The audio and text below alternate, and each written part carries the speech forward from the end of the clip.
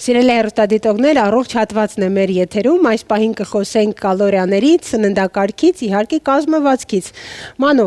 հաճախ ենք լսում հաստատ այս արտահայտությունը, շատ քիչ եմ ուտում, վերանայել եմ սննդակարգս, բայց չեմ նիհարում։ Ինչու՞մն է պատճառը։ Շատ լավ հարց է, նայեք, այս հարցը միշտ շուշուտ է դրվում ինձի, որտեղ մարդիկ սխալ են ընկալում, երբ որ մտածում են, որ մենք պետք է նիհարենք, այդ քայլը սկսում է իրանց մոտ, միանգամից գրճատում են ամեն ինչ։ Այսինքն թե ուտում են, ասենք թե այս չափսի, միանգամից այսքան են սկսում ուտել։ Խնդիրը սրանում է, ժողովուրդ ջան, քիչ ուտել չի նշանակում նիհարել, ինչի համար։ Երբ որ մենք սկսենք քիչ, այդքան շատ քիչ ուտել, ժամանակի հետո, այսինքն չգիտեմ, դա կլինի մի ամսից, կլինի 2 ամսից, ձեր մարմինը արդեն չի պատասխանելու ձեզ։ Ինչի համար, որովհետև առաջին ձեր հորմոնները աշխատանքներն է սկսելու բանանել, խախտվել, երկրորդն ձեր մետաբոլիզմն է անգնելու, որովհետև չկա։ Ձեր մարմինը մտնում է պաշտպանողական դիրքի մեջ։ Այսինքն թեգուզ եթե այդ ինչ-որ մի գդոր ուտում եք, եթե սկսում է պահպանել, որովհետև չգիտի կարող է վաղ գա թե չի գա։ Մի հատ մանրամասնենք, այսինքն առաջին կարծիքը, առաջին ասոցիացիան, որ մարդ ուզում է նիհարել, բնականաբար իր մոտ առաջանում է միտք ուղղակի պակասեցնել սննդի քանակը։ Մի կողմից դա այդքան լավ չէ, ոնց հասկանում եմ, որովհետև դա կարող է հորմոնների աշխատանքի եւ նյութափոխանակության խանգարման բերել։ Այո։ Ճիշտ հասկացանք, այս պահը փաստենք։ Ահա։ Իսկ ինչ անել այդ դեպքում։ Որն է ճիշտ քայլը ու գրագետ մոտեցումը։ Ճիշտ է, ուրեմն կա կալորիական հաշվարկ, BMR-ը գոչվում, ասենք կարանք ամեն դերից քաշենք, եթե հասկանանք թե մարդու մեզ մոտավորապես ինչքան կալորիա է պետք։ Այսինքն եթե մեզ պետք է 2000 մի իջացրու 800 գեր, չէ, 2000 գեր եւ օրվա մակրոններն եք, որ մենք պետք է լրացնենք։ Այսինքն արհեստական դեֆիցիտ մի ստեղծեք։ Անոյի միտքը դա է, արհեստական դեֆիցիտ չստեղծել, ավելի գրագետ մոտենալու։ Շատ ճիշտ, մեզ պետք է 300-500 դեֆիցիտ մտնենք, ոչ թե 1000-2000, չէ, սովամահություն բեք չի, դա սխալ է։ Ուղղակի մենք դες վնաս ենք տալու մեր օրգանիզմին։ Մենք ունենք մակրոններ, որ մենք պետք է ստանանք, այսինքն մեր չափավոր սպիտակուցը, չափավոր ածխաջրերը եւ ջարբերը բարդաթիր մենք պետք է ստանանք։ Եթե դրանցից մեկը քիչ ստացվեց, այվադասեք ձեր մոտ խնդիրներ ունեն հորմոնային։ Հետո ուրիշ մի բան էլ կա։ Մենք երբ որ կվերադառնանք, այսինքն դու չես կարողանում, չէ՞ երկար բահես։ Մի ամիս բահեցիր, 2 ամիս, 3-րդ ամիսը կոմոդ սրի բանալու միանում երկար չես կարող։ Չես կարող, ինչ դանես, պիտի բացես սարդարանը, վերևից ներքև։ Ինչ կա, չկա։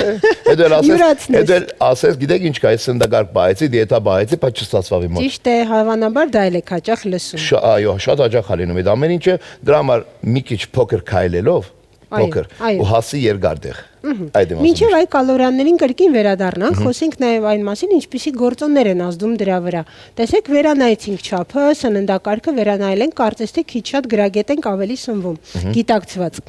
Բայց շատ սթրես ենք տանում առօրյա, ամբողջ օրը դեդլայններ են, հա, վերջնաժամկետեր կա, լավ չենք քնում, սթրեսային ենք, հուզական ենք եւ այլն։ Ինչպես է սա ազդում հենց նիհարելու վրա։ Նայեք, սա գոչվում է կրոնիկ վիճակ, ստրես, կրոնիկ ստրես է գոչվում, որը դրա հաճախականություն, այսինքն եթե ամբողջ օրը մեր մոտ դա գա, նշանակում է մեր մոտ կորտիզոլը բարձր է։ Եթե մեր մոտ կորտիզոլը բարձր է, բարդաթիր որովայնի ջարբ։ Այս է գուտակում իր ջարբերը։ Այս դեպքում ինչ պետք է անել։ Խուսափել, հեռու մնալ ստրեսից շատ։ Ստրես մենեջմենթ անել։ Դու այդ քո ձեռքն է։ Դու պիտի մենեջմենթ անես, գարավարես այդ ստրեսը, չգիտեմ, դա կլինի շնչառությամբ։ Օրինակ, ես ինձ օգնում եմ, ասենց ասեմ, իմ մոտ երբ որ ստրես է սկսում, նստում եմ մի վայրկյան, սպասի 4 վայրկյան շունչ, 4 վայրկյան բաղում եմ, 4 վայրկյան արտաշունչ, մի 4-5 անգամ անում եմ, всё, մի հատ ես ինձ մեջ մտածում եմ, օքեյ ամեն ինչ շատ լավ է, անցա առաջ։ Սիրելի հեռուստադիտողներ, քառակուսի շնչառություններ բացատրում հենց նոր Մանոն, հիանալի վարժանք է, նույնիսկ տագնապի դեպքերում, երբ որ դուք տագնապած եք, սրտքփոց ունենք, նույնիսկ այն գրողների ժամանակ ինքը հիանալի օգնում է։ Երբեմն ես հավելում եմ, որ կարող եք արտաշունչը մի քանի վայրկյան ավելանել, այդպես է լավ արդյունքի կհասնենք։ Հետո երկրորդը խորտ կդամ քայլել։ Այո։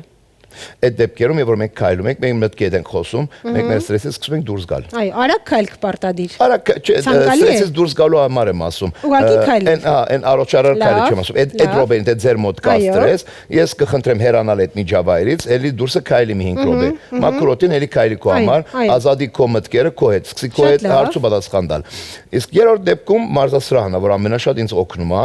էլի իմ փորձից եմ ասում ձեզ։ Ես երբ որ գնում եմ մարզասրահ, ես ազատվում եմ իմ բոլոր խնդիրներից։ Խնդիրը դնում եմ իմ մեջ, մտնում եմ, սկսում եմ բարաբեր, ոնց որ այդ ամեն ինչը թափեմ մարզասրահում ու դուրս եմ գալի ոնց որ նոր ծնված, ոչ մի խնդիր չունեմ։ Հիանալի բանաձև, այսինքն ֆիզիկական ակտիվությունը մենք մի կողմից խոսում ենք իհարկե սթրեսը ինչպես հաղթահարենք, բայց միևնույն ժամանակ գալիս ենք առողջ գեղեցիկ սլացի կազմվածքի։ Իհարկե։ Մանուն գիտի էլի ինչ է խորտ տալիս։ Սա փորձված բաներ են։ Մտածված է ամեն ինչ։ Եկեք խոսենք նաև ինսուլինային ռեզիստենտությունից, հա, այդ արտահայտությունը արդեն նույնիսկ չզարմանաք մեր բուժարուներն էլ գիտեն։ Կարծում եմ ձեր այցելուները եւս մանուն, որովհետեւ այս պահին էլի շատ եւ համարվում է կարեւոր եւ թրենդային պարտադիր ստուգել արդյոք մարդն ունի ինսուլինային ռեզիստենտություն թե ոչ։ Ինչպես եք դուք վարվում, ինչքանով է դա ձեր համար կարևոր։ Օրինակ սննդակարգ կամ մարզաձևեր ընտրելու համար։